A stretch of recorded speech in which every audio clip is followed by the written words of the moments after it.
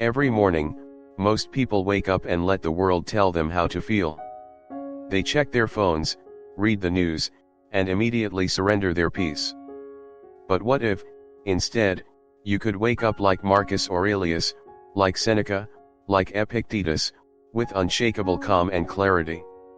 Today, I'll show you 5 things to tell yourself every morning that will change the entire course of your day and eventually, your life. Life after 40 is not easier, it's heavier. Responsibilities stack up. You have family, career, health, bills, and the creeping thought that time is not infinite. Many wake up tired, already stressed, already behind. But the Stoics, the philosophers of resilience, left us a set of mental tools. 5 simple reminders, repeated each morning, can anchor you. Think of them as shields you pick up before stepping onto the battlefield of the day. In the next 30 minutes, we'll explore each of these 5 truths: gratitude, letting go of yesterday, mastering the mind, transforming obstacles, and living with purpose. Reminder number 1, I'm grateful to be here. When you open your eyes in the morning, what is the very first thought that comes to you? For many people, it's not gratitude. It's something like, I didn't sleep enough. Or, I have too much to do today. Sometimes, it's just a sigh. But let me tell you something the Stoics understood very clearly: the simple act of waking up is a gift. Marcus Aurelius wrote, when you arise in the morning, think of what a privilege it is to be alive, to breathe, to think, to enjoy, to love. Think about that for a moment. The privilege. Not the burden, not the weight of responsibilities, but the privilege of one more day. I'll share with you a story. A friend of mine, Tom, turned 62 last year. He's the kind of man who always worked hard, always carried the stress of providing for his family. He told me that for most of his life, mornings felt heavy. The alarm clock was like a starting gun for another race. No time to breathe, no time to reflect. Just coffee, keys, and go. But one morning, something changed. He had just attended the funeral of a college buddy. Same age, same background. They used to play basketball together on Saturdays. And now, gone. Just like that. Tom said he woke up the next day, and instead of rushing, he sat on the edge of his bed and whispered to himself, I'm still here. I get another day. He told me that one thought reshaped his mornings. The traffic was still there. The bills were still there. But his heart was lighter. Because he realized he wasn't owed this morning. It was given to him. And maybe you felt this too. By the time we're 40, 50, 60, we've seen people leave. Friends, parents, sometimes even people younger than us. And each time, we're reminded life is fragile, time is not endless. So when you wake up tomorrow, before the phone, before the headlines, before the rush, pause. Breathe. Tell yourself, I'm grateful to be here. It doesn't mean you're ignoring your problems. It doesn't mean pretending everything is perfect. Gratitude isn't denial. Gratitude is clarity. It shrinks what feels unbearable into something you can carry. Think of it this way: imagine you're carrying a heavy backpack. Inside it are your worries, your debts, your aches, your responsibilities. Some days it feels like too much. But gratitude is like remembering why you're walking in the first place. Suddenly, the weight has meaning. And when the weight has meaning, you find strength. The Stoics would start the day by preparing their minds. Gratitude was their foundation. Because without gratitude, everything feels like punishment. But with gratitude, everything becomes practice. So here's a simple exercise: tomorrow morning, before your feet even touch the floor, name 3 things you're thankful for. They don't have to be grand. Maybe it's the sound of your spouse breathing next to you. Maybe it's the dog waiting patiently by the door. Maybe it's just the fact that your heart kept beating through the night. Start there. Start small. And watch how your day changes. Because here's the truth, when you live with gratitude, even challenges feel lighter. And when you live without it, even blessings feel heavy. This is why we begin here, with thankfulness. Gratitude opens the door. Gratitude reminds us that today is not guaranteed. And only when you see today as a gift, can you truly live it well. Now, once we've learned to greet the morning with gratitude, the next step is just as powerful. It's about letting go of yesterday so it doesn't poison the day we've just been given. Reminder number 2, yesterday doesn't own me. You've woken up. You've reminded yourself to be grateful for this day. That's the first step. But then, almost without warning, yesterday shows up. It comes in the form of a memory. The sharp words you said to your spouse. The mistake you made at work. That one regret, replaying in your mind like a broken record. And suddenly, the gratitude you felt slips away. You're not really in the present anymore. You're trapped in yesterday. The Stoic philosopher Epictetus once said, "It's not what happens to you, but how you react to it that matters." He wasn't telling us to erase the past.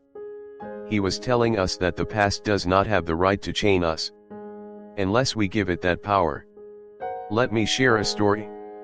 A woman I know, Diane, lost her job in her late 40s. She blamed herself for months. Every morning she woke up with the same thought, I failed. She carried yesterday into today, over and over, until even the smallest tasks felt impossible.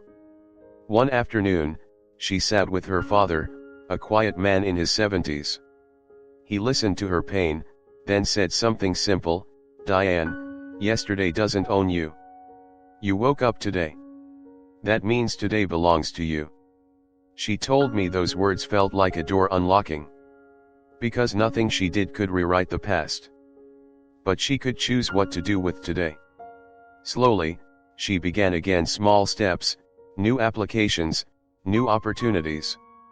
And eventually, she built a new career. Maybe you felt the same weight.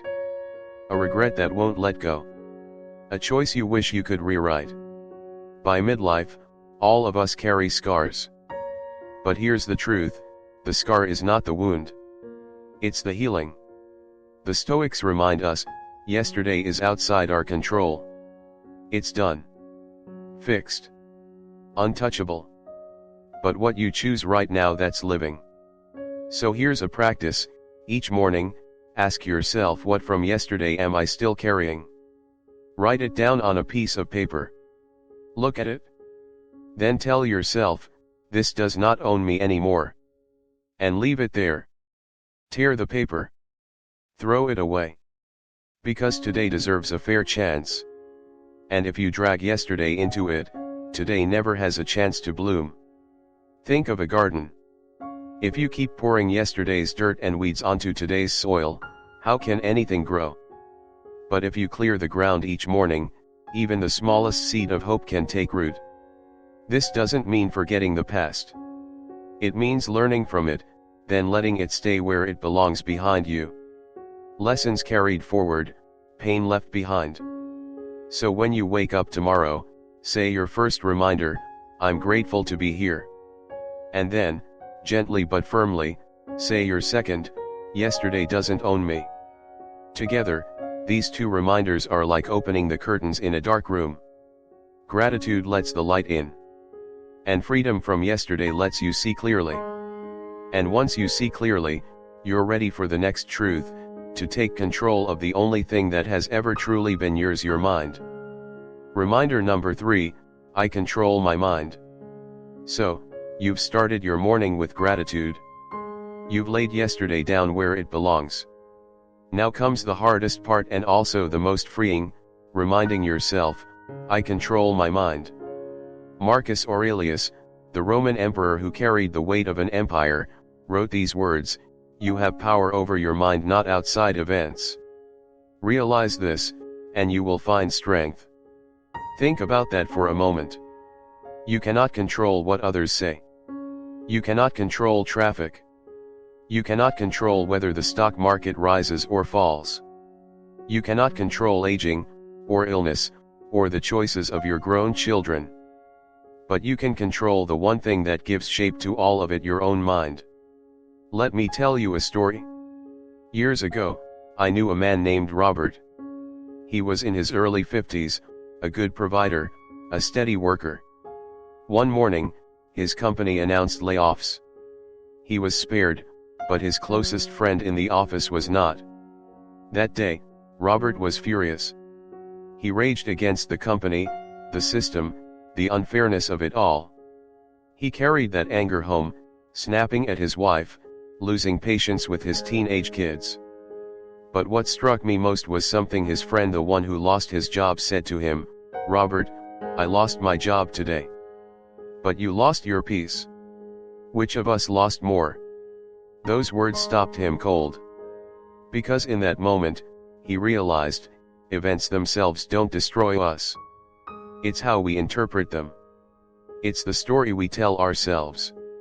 And that story comes from the mind. Maybe you've been there too.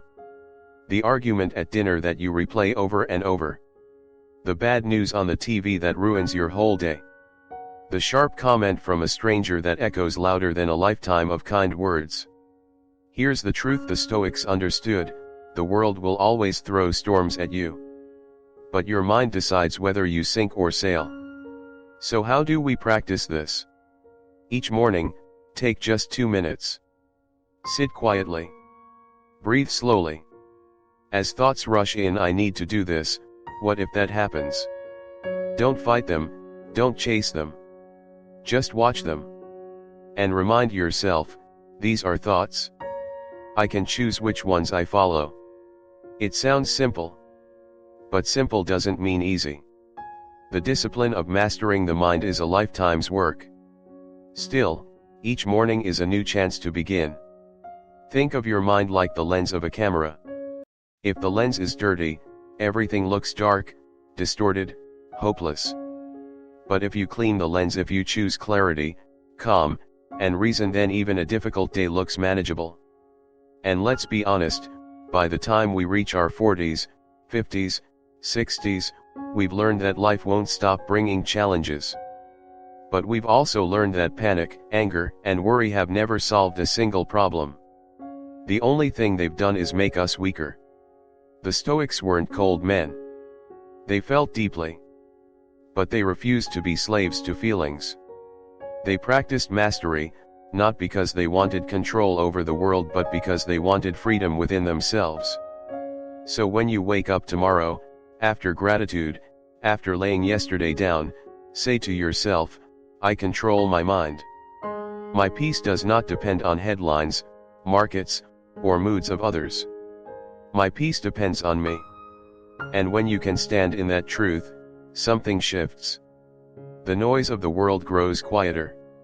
The storms outside may rage, but inside, you are steady. Gratitude gave you the ground. Freedom from yesterday gave you space.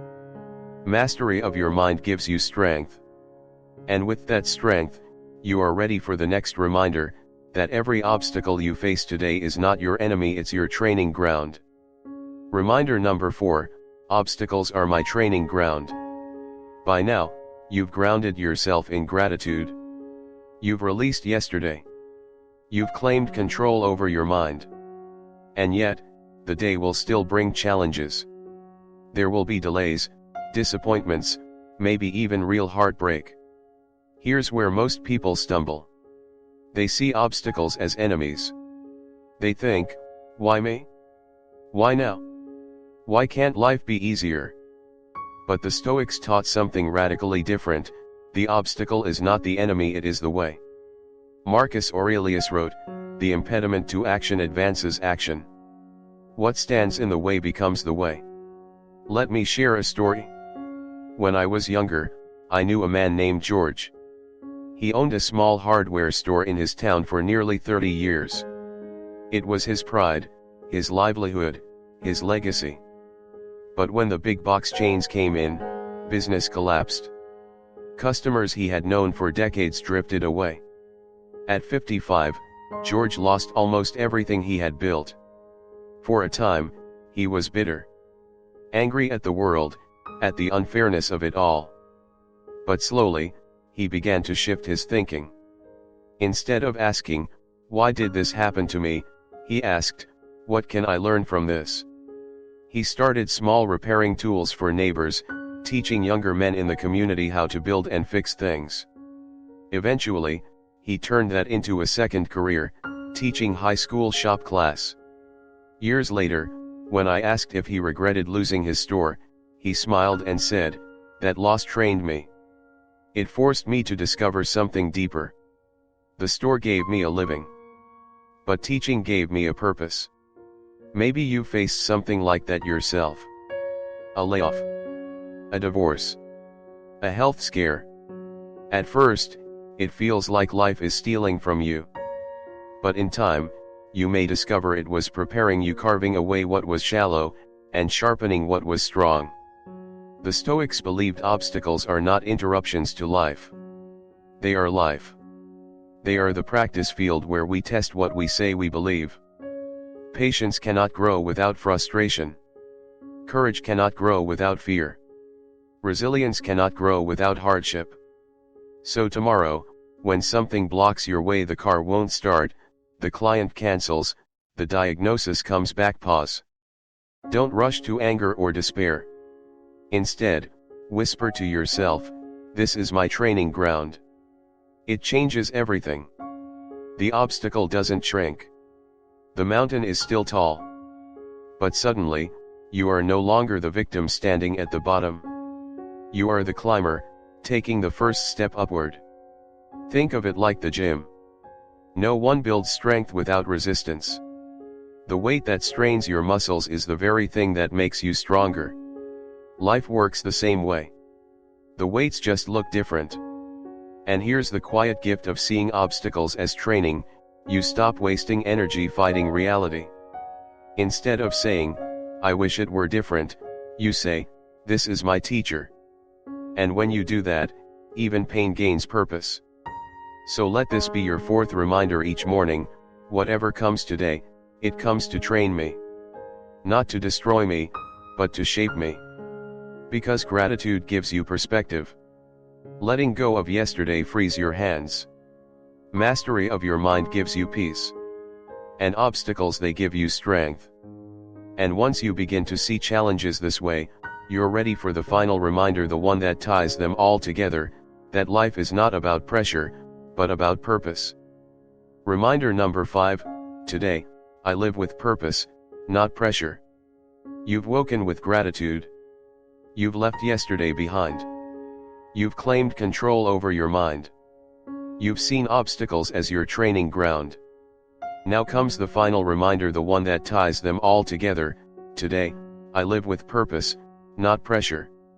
Think about how most of us live.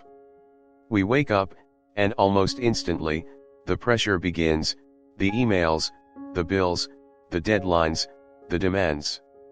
It feels like we're racing a clock that never slows down. And if we're not careful, every day becomes just another list of things to check off before collapsing into bed. But here's the hard truth: pressure drains us. Purpose sustains us. Let me tell you a story. A man named Harold worked for decades in finance. He was successful, respected, admired. But every morning, he felt the same knot in his stomach: the meetings, the numbers, the endless pressure to prove himself again. Even in his 60s, he still felt like he was climbing someone else's ladder. One day, after a health scare, Harold sat down and asked himself, "If my time is shorter than I think, what do I really want to give my days to?" His answer wasn't numbers. It wasn't more deals. It was simple: mentorship. Helping younger men and women avoid the mistakes he made. That was his purpose. So he retired from the pressure, not from life. And in those next years, teaching and guiding, he said he felt more alive than in all the decades of chasing goals that weren't his own. The Stoics remind us, life is not measured by how much we do, but by how well we live. Marcus Aurelius asked himself each morning, What is my duty today as a human being?